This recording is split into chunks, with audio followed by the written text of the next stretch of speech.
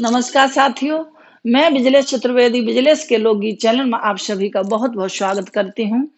अधिक मास के शुक्ल पक्ष की पद्मिनी एकादशी कब है ये मैं बताऊंगी और इसकी कथा भी मैं आपको सुनाऊंगी।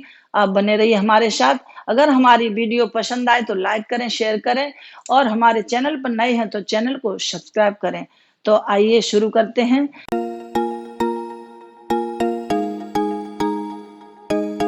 कि पद्मिनी एकादशी 29 जुलाई 2023 शनिवार को मनाई जाएगी। इसी में ही सबका व्रत रहेगा।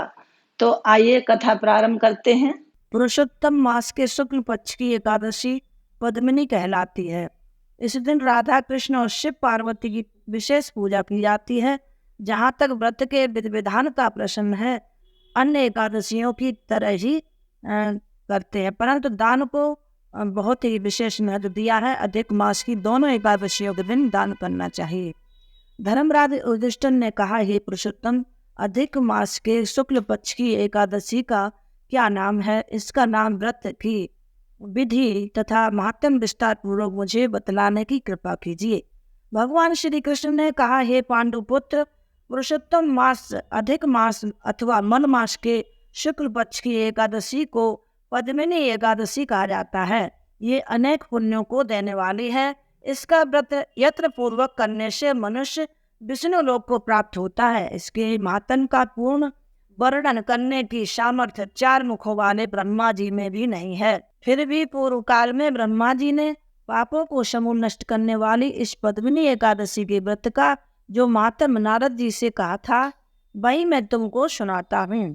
भगवान श्री कृष्ण बोले, हे राजन, दशमी के दिन व्रत प्रारंभ करें। दशमी के दिन कांसे के पात्र में भोजन करना तथा मूंग, मसूर, चना, कोदों, साग, मधु और पराय अन्न का सेवन, ये 8 चीजें वर्जित हैं। रात्रि को हल्का भोजन लें, नमक ना लें, भूमि पर सोवें तथा ब्रह्मचर्य से रहें।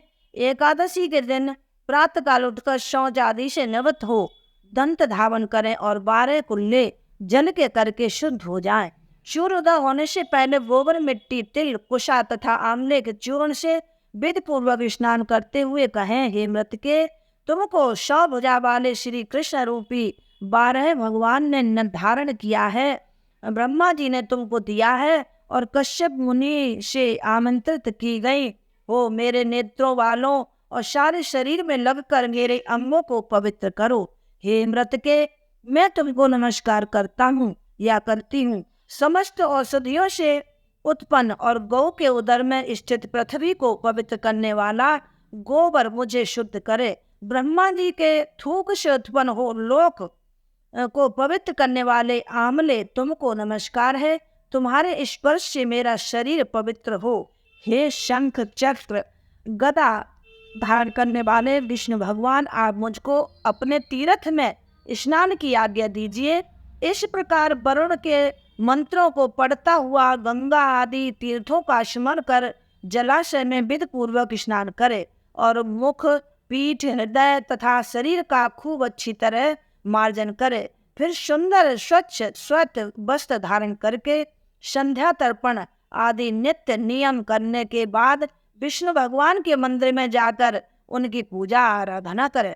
तब पश्चात घर आकर स्वर्ण के बने हुए राधिका सहित कृष्ण और पार्वती सहित भगवान शिव का विधि पूर्वक पूजन करें। कलश के ऊपर तांबे या मिट्टी के पात्र में स्वर्ण अथवा चांदी की विष्णु भगवान की मूर्ति स्थापित करके पूजन करें। उस ऋतु में होने वाले कमल आदि पुष्प, धूप, दीप, नैवेद्य आदि विविध सामग्रियों से केशव और शिव का पूजन करें। प्रेम से वशीभूत होकर भगवान के सामने नृत्य और गायन तथा कीर्तन करें। नीच मनुष्य से वार्तालाप न करें तथा झूठ न बोले, रजस्वला का स्पर्श न करें तथा ब्राह्मण गुरु की निंदा भूल कर भी न करें। इस दिन धर्म शास्त्रों और पुराणों आदि की कथा सुननी चाहिए। पद्मिनी एकादशी को जल भी नहीं पीना चाहिए। यदि न रहा जाए तो केवल थोड़ा जल पी लेवे। यदि शक्ति न हो तो फलहार कर ले। समस्त रात्रि भगवान का कीर्तन, पूजन तथा जागरण करना चाहिए। प्रथम पहर की पूजा में नारियल, दूसरे पहर में बेलपत्र, तीसरे में सीताफल और चौथे पहर में सुपारी तथा नारंगी अर्पण करनी चाहिए। प्रथम पहर का पूजन करने से अग्निष्टोम यज्ञ का फल प्राप्त होता है। दूसरे पहर की पूजा से वाजपेय यज्ञ का, तीसरे पहर की पूजा से अश्वमेध यज्ञ का और चौथे पहर के पूजा तथा जागरण से राजसूय यज्ञ का फल मिलता है। इस व्रत से बढ़कर अन्य कोई यज्ञ, तप, दान या पुण्य नहीं है। जिसने इस एकादशी का व्रत किया उसने पृथ्वी के सारे तीर्थ और क्षेत्रों के दर्शन व स्नान कर लिए। इस प्रकार सूर्योदय तक जागे और सूर्य के उदय होने पर उत्तर नदी, सरोवर या तीर्थ स्थल में जाकर स्नान करें तथा विधि पूर्वक भगवान का पूजन करें और श्रेष्ठ ब्राह्मणों को भोजन करावें। घड़ा आदि का पूजन कर ब्राह्मणों को दान कर दें। जो मनुष्य उपयुक्त विधि अनुसार व्रत करते हैं उनका यह व्रत सफल हो जाता है तथा अंत में मुक्ति प्राप्त होती है। श्री कृष्ण भगवान ने आगे कहा, हे राजेंद्र, जिसने पद्मिनी एकादशी का व्रत कर लिया उसने मानो सभी व्रतों को कर लिया है। अब तुम पद्मिनी एकादशी की कथा ध्यान पूर्वक सुनो। एक समय कार्तवीर ने रावण को बंदी गृह में बंद कर रखा था। तब पुलस्त्य ऋषि जी ने कार्तवीर से विनय करके उनको छुड़वा दिया। इस घटना को सुनकर नारद जी ने पुलस्त्य ऋषि से पूछा, हे मुने, जिस महावीर रावण ने समस्त देवताओं सह देवराजेंद्र को भी जीत लिया था, उसको कार्तवीर ने किस प्रकार जीतकर बंदी बनाया? ये वृतांत मुझको विस्तार पूर्वक सुनाइए। तब पुलस्त्य ऋषि ने कहा, हे नारद, पहले आप कार्तवीर की उत्पत्ति का वृतांत सुनिए। त्रेता युग में राजा है के वंश का कृतवीर नाम का राजा महिष्मतीपुरी में राज्य करता था। उस राजा की 1000 परम प्रिय स्त्रियां थीं, परंतु उनमें से किसी के भी कोई पुत्र नहीं था। पुत्र प्राप्ति के लिए राजा ने अनेक प्रयत्न किए, परंतु भाग्यवश राजा के पुत्र नहीं हुआ और सब यत्न निष्फल हो गए। पुत्र के बिना राजा को सारा राज्य दुखमय प्रतीत होता था।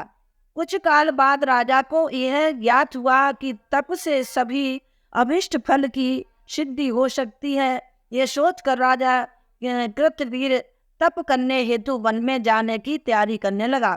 राजा को वन में तप के लिए जाते हुए देखकर इक्ष्वाकु वंश में उत्पन्न राजा हरिश्चंद्र की पद्मिनी नाम वाली कन्या, जो कि राजा की परम प्रिय रानी थी, साथ जाने को तैयार हो गई और दोनों ही अपने सुंदर आभूषणों को त्याग कर बलकल वस्त्र धारण कर गंधमादन पर्वत पर तप करने चले गए।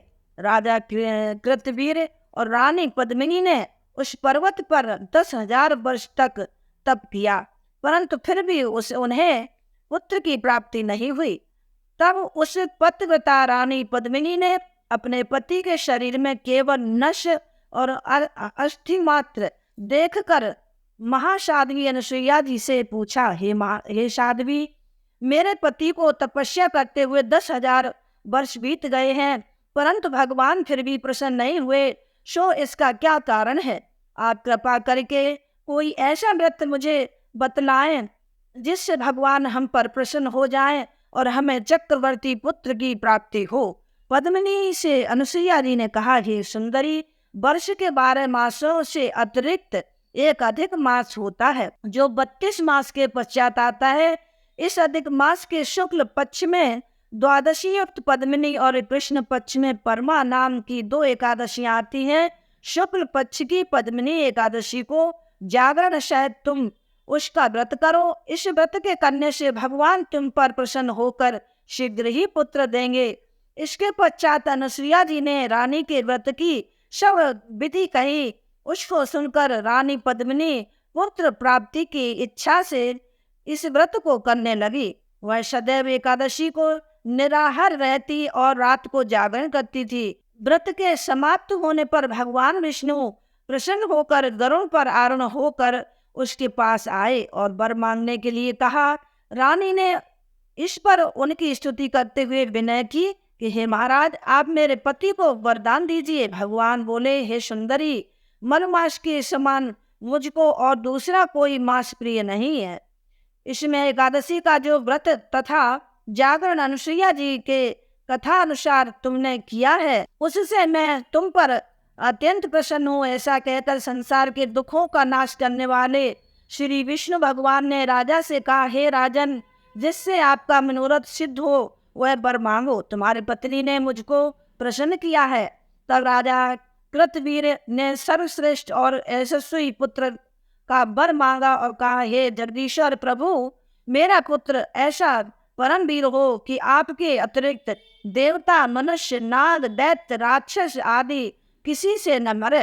राजा की बात सुनकर और वरदान देकर भगवान विष्णु अंतर्ध्यान हो गए। इस वर के प्रभाव से पद्मिनी के कार्तवीर नामक तेजस्वी पुत्र प्रतन उत्पन्न हुआ। तीनों लोकों में भगवान विष्णु से अतिरिक्त उनको जीतने में अन्य कोई समर्थ नहीं था। तब यदि दशकंदर रावण का कार्तवीर से पराजित हो गया तो इसमें कौन सी आश्चर्य की बात है, क्योंकि महाबली कार्तवीर देवताओं के भी देवता भगवान विष्णु के वर से उत्पन्न हुए थे। अतः रावण पर उनकी विजय कोई आश्चर्य का विषय नहीं है। नारद जी को इतना बताकर पुलस्त मुनि अपने आश्रम को चले गए। श्री कृष्ण जी ने आगे कहा, हे राजन, ये मैंने मलमास के शुक्ल पक्ष की पद्मिनी एकादशी के व्रत का मातम कहा है। जो कोई इस व्रत की कथा को पढ़ते या सुनते हैं, वे भी संसार में यशस्वी होकर अंत में अनंत काल तक विष्णु लोक में वास करते हैं। वो श्री हरि विष्णु भगवान की जय। पद्मिनी एकादशी मैया की जय। हरि ओम, हरि ओम, हरि ओम।